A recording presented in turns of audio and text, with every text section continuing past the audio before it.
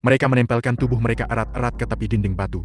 Mereka tak berani mengeluarkan suara sedikit pun. Wanita itu menatap ke atas dengan panik. Sesekali melirik ke arah atas dari sudut matanya. Mereka tak pernah menyangka bahwa hanya karena sebuah lelucon, mereka akan dikejar pria gila itu selama 3 hari 3 malam.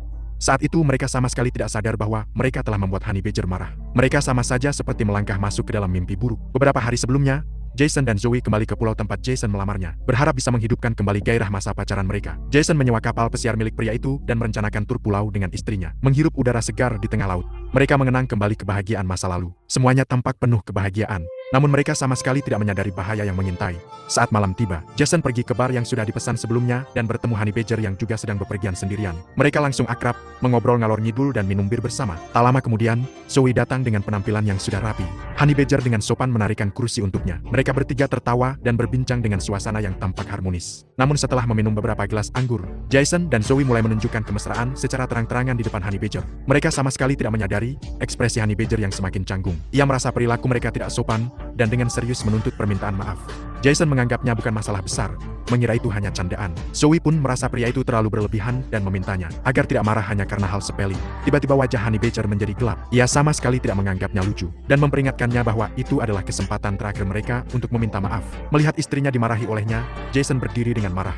Situasi hampir saja lepas kendali. Suasana tegang itu menarik perhatian petugas keamanan yang sedang berpatroli. Jason dengan penuh emosi mengeluh bahwa orang asing itu telah merusak makan malam mereka, namun belum sempat berbicara. Petugas keamanan itu langsung dipukul hingga pingsan oleh pria tersebut. Pasangan itu mundur ketakutan. Ia kembali menuntut permintaan maaf, atau ia tak akan membiarkan mereka pergi. Namun Jason tak lagi peduli soal itu.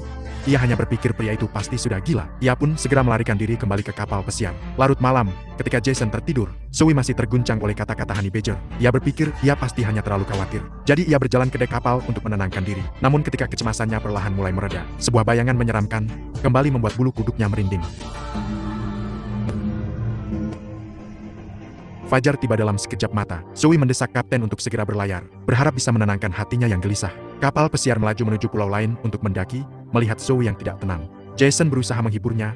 Meski Zoe mengatakan semuanya baik-baik saja, perasaan tidak enak tetap menghantui hatinya. Sesampainya di pulau tersebut, Zoe memaksakan dirinya untuk memulai pendakian dengan tenang. Namun tak lama kemudian, ketenangannya tiba-tiba kembali hancur lagi. Di jalur hutan yang sepi tersebut, sesosok aneh tampak mengikuti mereka. Melihat istrinya yang tegang, Jason justru tampak sangat tenang. Itu hanya turis lain, jangan terlalu khawatir. Mereka pun melanjutkan perjalanan lebih dalam ke hutan. Namun sekarang, Zoe semakin khawatir. Jason akhirnya sadar keadaan ini tidak bisa dibiarkan. Tak ada alasan untuk membiarkan hal kecil merusak liburan mereka. Ia berhenti dengan percaya diri di tengah jalan, berniat menenangkan Zoe. Namun sebelum sempat menyelesaikan ucapan, wajahnya langsung membeku ketakutan. Dengan terkejut, mereka melihat pria yang berjalan cepat mendekati mereka. Ternyata pria menyeramkan itu. Jason berhenti lagi, mencoba